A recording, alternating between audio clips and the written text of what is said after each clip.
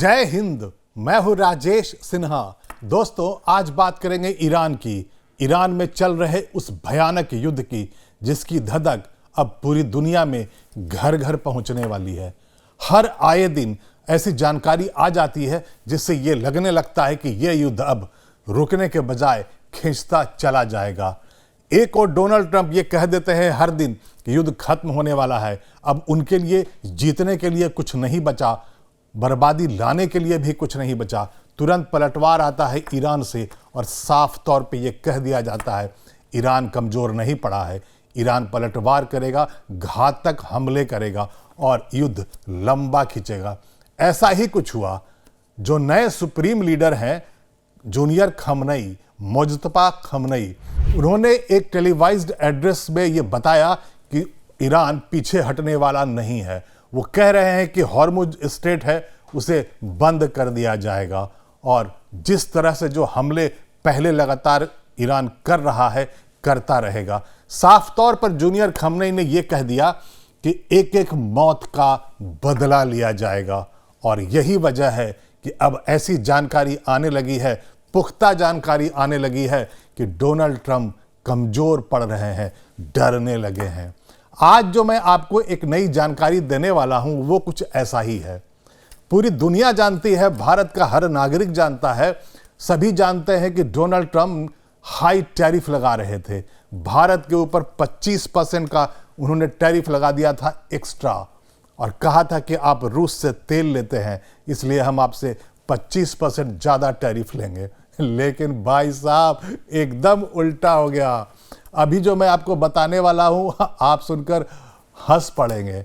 Donald Trump जो पूरी दुनिया पर दादागिरी कर रहे थे, टैरिफ वॉर लगा करके बार बार कभी 200%, किसी पे 100%, किसी पे 20%, जैसे मन में आ जाता था बोल देते उस पे लगा दो 50%, उस पे लगा दो 20%, उस पे लगा दो 100%।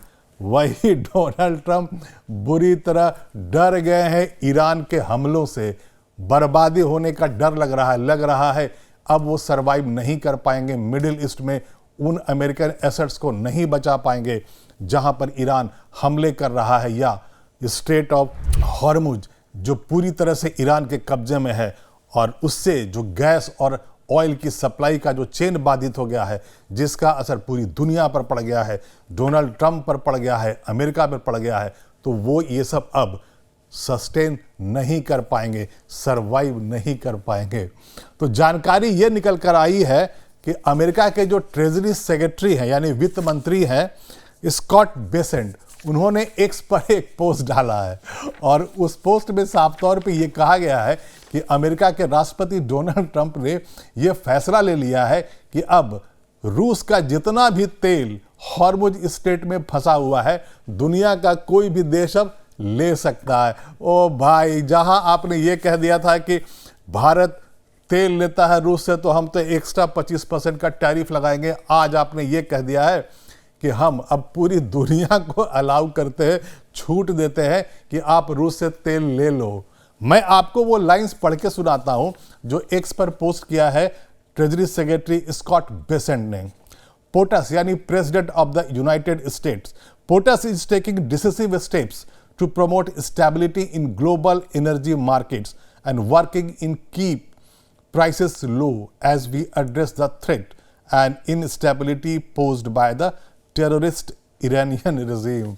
भाई आप तो ये कह रहे हो कि अब किसी भी हाल में जो ग्लोबल जो एनर्जी की जो सप्लाई है उसका जो चेन है उसको तो बचा के रखना है, यानी कि पूरी दुनिया में जो तबाही मचने वाली है, पूरी दुनिया में जो हड़कंप मचा हुआ है, किसी के घर में गैस का कनेक्शन, गैस नहीं आ रहा है, गैस का सिलेंडर नहीं मिल रहा है, किसी को पेट्रोल पंप पर पेट्रोल नहीं मिल रहा, ये पूरी दुनिया की हालत है।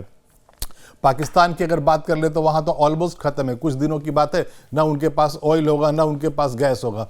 ऐसे ही 40 देशों पर असर पड़ने वाला है। सबकी इंडस्ट्री बुरी तरह से सबकी इंडस्ट्री पर इसका असर पड़ने वाला है। सबकी जीडीपी घट जाएगी, इकोनॉमिक एक्टिविटीज़ घट जाएगी और घरों में, आम जनता को घरों में उन चीज़ों की किल्लत हो जाएगी जिससे आप जिंदा रहते हैं। जी हाँ, अगर आपको गैस नहीं मिलेगा तो आप खाना कैसे बनाएगा। भारत में भी दिक्कत हो रही है। भारत के अलग अलग शहरों में अभी गैस की किल्लत हो रही है, लोगों को दिक्कत हो रही है, परेशानी हो रही है, लेकिन सरकार पूरी तरह से चौकस है और चौकन्ना होकर के मोदी सरकार ने बहुत सारे ऐसे अरेंजमेंट कर लिए हैं। रूस से तेल आने वाला है और अब तो चूँकि अब डोनाल्ड ट्रंप ने अलाउ ही कर दिया है तो तेल और गैस की जो आपूर्ति होगी वो होगी। लेकिन सवाल अभी भी वहीं का वही है, डोनाल्ड ट्रंप डर कैसे गए? जी हाँ, डोनाल्ड ट्रंप एक दिन पहले ही ये कह रहे थे कि वो तो युद्ध जीत चुके हैं, ईरान को हरा चुके हैं। मतलब हर दिन सवेरे सवेरे वो यही कह देते हैं युद्ध खत्म होने वाला है, लेकिन ईरान वैसे ही बड़ा पलटवार करता है और आकर के ऐसी मार मारता है अमेरिकन एसेट्स पे जो मिडिल ईस्ट की कंट्रीज में है। इससे साफ लग जाता है कि ईरान डर वर नहीं रहा है, बड़े हमले कर रहा है, खतरनाक हमले कर रहा है और जीना हराम कर रखा है डोनाल्ड ट्रंप के लिए, व्हाइट हाउस के लिए, अमेरिका के लिए और इजराइल के लिए। तो ये तो नई जानकारी थी कि आखिर डोनाल्ड ट्रंप डर कैसे रहे हैं, क्यों रहे हैं, और इसीलिए मैंने बैकग्राउंड में यहां पर पीछे लिख रखा है, ट्रंप की हार का पहला सबूत, रूस को तेल बेचने की दी मंजूरी। यह आपको भी हंसी आ रही होगी कि डोनाल्ड ट्रंप जैसा आदमी, ऐसा सिरफिरा एक राष्ट्रपति है अमेरिका में जो कुछ भी फैसले ले लेता है और उसके जब फैसले होते हैं उसके बाद पूरी दुनिया को परेशानी होती है, अमेरिका की जनता को होती है। और कई बार तो जो बयान देते हैं तो फैक्ट चेक करते हैं और पता चलता है कि 50% तो उन्होंने झूठ बोल दिया। तो ऐसे इंसान के बारे में कोई क्या ही कहेगा। लेकिन खैर, अब जो सिग्नल्स आ रहे हैं, जो मैसेजिंग वहाँ से आ रही है, वो साफ तौर पे दिख रहा है कि ज़्यादा दिनों तक अमेरिका अब इस लड़ाई में टिकने वाला नहीं है। उसके एडवाइजर्स जो राष्ट्रपति के हैं वो कह रहे हैं उन्हें कि इस युद्ध को जल्दी से जल्दी रोका जाए और इसीलिए एक फेस सेविंग फार्मूला ढूंढ रहे हैं डोनाल्ड ट्रंप। और शायद यही एक वजह है कि उन्होंने अपने धुर विरोधी राष्ट्रपति पुतिन यानी कि रशिया के राष्ट्रपति से बात किया था, 1 घंटे बातचीत की थी। और मज़ेदार बात तो यही है कि उसी के एक दिन के बाद उन्होंने ये कह दिया कि लो भैया, पूरी दुनिया वालों, अगर आप चाहो तो रूस का तेल खरीद लो, हम आपको अलाउ करते हैं। पहले कह रखा था भला कोई भी अगर रूस से तेल खरीदेगा तो हम उसे छोड़ेंगे नहीं, हम सैंक्शन लगाएंगे, हम टैरिफ लगाएंगे। यानी कि अगर आप रूस के दोस्त हैं तो आप हमारे दुश्मन हैं। लेकिन अब पूरी दुनिया को कह दिया है कि ले भैया ले लो। तो ये तो हुई नई जानकारी, पूरी बात। अब मैं आपको अपडेट्स दे देता हूं कि अभी तक युद्ध में क्या हुआ है, कहां पर कितनी बर्बादी हुई है, कितने लोग मारे गए हैं और कितने घायल हैं। तो सबसे पहले बात कर लेते हैं लेबनान में। 2 ऐसे जगह हैं दुनिया में, 3 बल्कि 3 ऐसे जगह हैं मिडिल ईस्ट और वेस्ट एशिया में जहां पर ताबड़तोड़ हमले होते हैं, 24 घंटे होते हैं। तो सबसे पहले बात कर लेते हैं ईरान की, चूँकि युद्ध ईरान के साथ ही चल रहा है। ये जो लड़ाई हुई है वो इजराइल और अमेरिका का जो हमला हुआ था वो ईरान पे हुआ था, वहाँ के सुप्रीम लीडर के साथ सरकार को मार दिया था। तो सबसे पहले ईरान की ही बात कर लेते हैं कि वहाँ अब तक हुआ क्या है।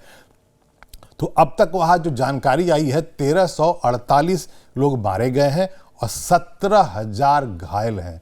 और ये जो घायल हैं उसमें औरतें और बच्चे हैं। ये जो मारे गए हैं उसमें औरतें और बच्चे भी थे। वो मिनाब स्कूल भी था जहाँ पर 165 बच्चियों को मार दिया गया था एक हमले में। तो ये ईरान का हाल है। उसके बाद जो ज़्यादा हमले हो रहे हैं वो लेबनान में हो रहे हैं। ईरान पे अमेरिका और इजराइल कर रहा है और लेबनान पे इजराइल कर रहा है। इजराइल को, बेंजामिन नेतन्याहू को एक अपॉर्चुनिटी नज़र आ रहा है कि क्यों ना इसी मौके का फ़ायदा उठा करके हम हिजबुल्लाह को पूरी तरह से ख़त्म कर दें।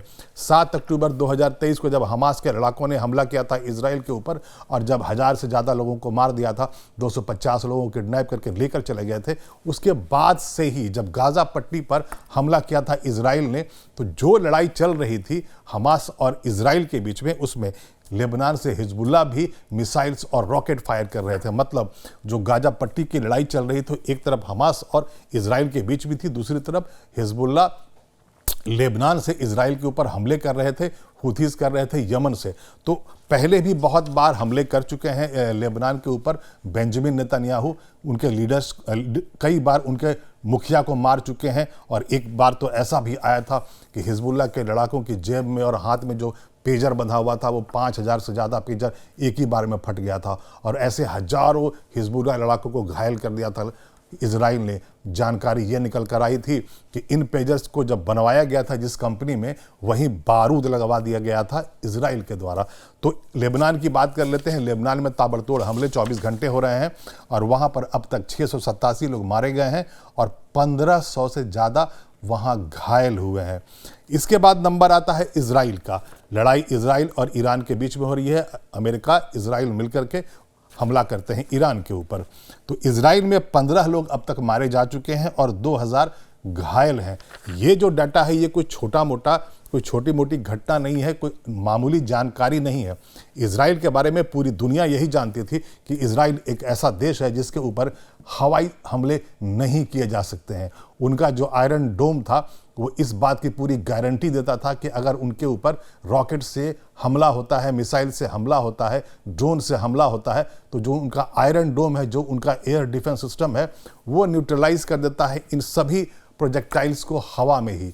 और ऐसा पहले होता भी था, लेकिन जब 7 अक्टूबर 2023 को हमास ने हमले किए तो बहुत सारे ऐसे प्रोजेक्टाइल्स इजराइल की धरती पर गिरे थे, थोड़ी बर्बादी भी हुई थी। लेकिन ये जो अभी जो मैं जानकारी आपके पास लेकर आया हूँ और ये जो मैं बता रहा हूँ, ये 12 मार्च यानी कल शाम तक का ये पूरा अपडेट है, पूरा आंकड़ा है। और उसमें अब तक इजराइल में 15 मारे गए हैं और 2000 लोग घायल हैं। तो सीधा कहने का मतलब यही होता है कि इजराइल पे जो हवाई हमले हो रहे हैं रॉकेट्स और ड्रोन से, मिसाइल से, ईरान की तरफ से, वो उन हमलों में बहुत सारे ऐसे रॉकेट्स हैं, प्रोजेक्टाइल्स हैं जो इजराइल की धरती पर गिर रहे हैं। मतलब आयरन डोम पूरी तरह से कारगर नहीं हो रहा है और यही बड़ा बदलाव देखा जा रहा है इस युद्ध में।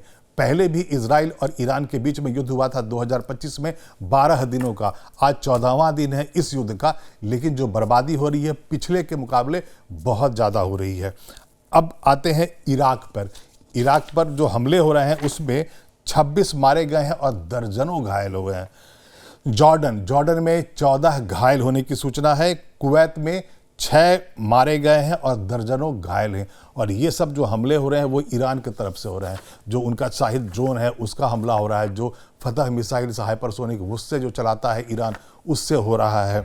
बहरीन में 2 मारे गए हैं, कतर में 16 घायल हुए हैं, यूएई में 6 मारे गए हैं, 131 घायल हुए हैं। ओमान में 1 मारा गया है, 5 घायल हुआ है। सऊदी अरबिया में 2 मारे गए हैं और 12 घायल हो गए हैं। अब बात करते हैं अमेरिका की। अमेरिका में जो अभी जो लेटेस्ट जानकारी आ रही है उसके अनुसार 7 सैनिक अमेरिका के मारे गए हैं और 150 के आसपास घायल हैं। तो कहने का मतलब ये हुआ कि जो डोनाल्ड ट्रंप और बेंजामिन नेतन्याहू ने सोचा था वैसा बिल्कुल ही नहीं हुआ। उन्हें ये लग रहा था कि अगर वो पूरी सरकार को मार देंगे, सुप्रीम लीडर को मार देंगे तो ईरान युद्ध नहीं लड़ पाएगा, लेकिन ऐसा नहीं हुआ।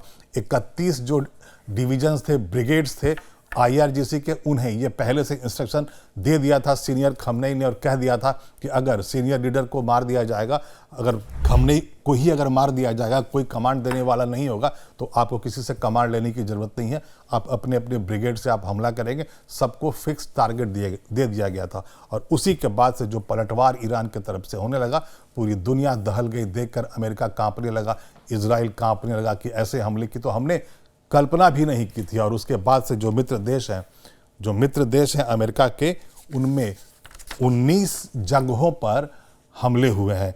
जो मिलिट्री के जो प्रेजेंस है मिडिल ईस्ट में, वो 19 जगहों पर हुए हैं और वहाँ पर सिर्फ अमेरिका के ही 40,000 सैनिक है। तो आप इमेजिन कर सकते हैं कि अमेरिका लिए कितने बड़े घाटे का सौदा हुआ है ये हमला। और जो 40,000 जो अमेरिका के सैनिक हैं उनकी ज़िंदगी पर भी भारी खतरा है। और जो 19 साइट्स हैं जहाँ पर ईरान लगातार हमले कर रहा है और पलटवार कर रहा है ड्रोन्स और मिसाइल से, उनमें तुर्की है, साइप्रस है, Syria, Iraq, Israel, Jordan, Kuwait, Bahrain, Qatar, UAE, Saudi Arabia और सूडान जैसे देश है। ऐसे 19 टारगेट्स हैं जहां पर लगातार हमले कर रहा है ईरान। और बिल्कुल साफ ऐसा लग रहा है कि ईरान किसी के रोके नहीं रुक रहा है। पहले उनके राष्ट्रपति मसूद पेजेश्कियन ने कल कह दिया था कि अगर उनकी शर्तों को मान लिया जाएगा तभी बातचीत के टेबल पे आएंगे और तभी यह युद्ध रुकेगा। उसके बाद अपने पहले संबोधन में नए जो सुप्रीम वहाँ के लीडर हैं मुज्तबा खमनेई, उन्होंने कहा कि यह युद्ध रोकने वाले हम नहीं हैं, हम स्ट्रेट ऑफ हॉर्मुज को पूरी तरह से रोक देंगे। दुनिया का पूरा सप्लाई चेन जो गैस और तेल का है उसे हम रोक देंगे और हर एक मौत का हम बदला लेने वाले हैं। तो मतलब बिल्कुल साफ है कि अब यह युद्ध तुरंत रुकता हुआ नहीं दिख रहा है। एक तरफ डोनाल्ड ट्रंप बेचैन हो रहे हैं कि किसी भी तरह से ये युद्ध बंद हो जाए, जो गले की हड्डी बन गया है उससे वो बच जाए, लेकिन ऐसा होता नहीं दिख रहा है। ईरान बड़ी मजबूती से पलटवार कर रहा है, घातक हमले कर रहा है अमेरिकन एसेट्स पर पूरे मिडिल ईस्ट में, वेस्ट एशिया में, और इसीलिए अब कहा जा रहा है कि ये युद्ध लंबा खींचेगा। जो सीनियर खमनेई ने कहा था कि ये छोटी मोटी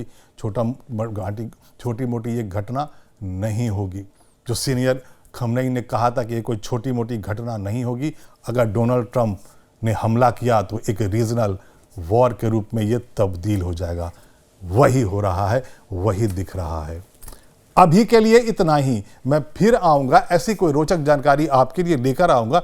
लेकिन अगर अभी तक आपने इस चैनल को सब्सक्राइब नहीं किया है तो प्लीज़ सब्सक्राइब कीजिए, और अगर ये वीडियो आपको अच्छा लगा हो तो एक लाइक कर दीजिए और इसे शेयर भी कर दीजिए। तब तक के लिए धन्यवाद।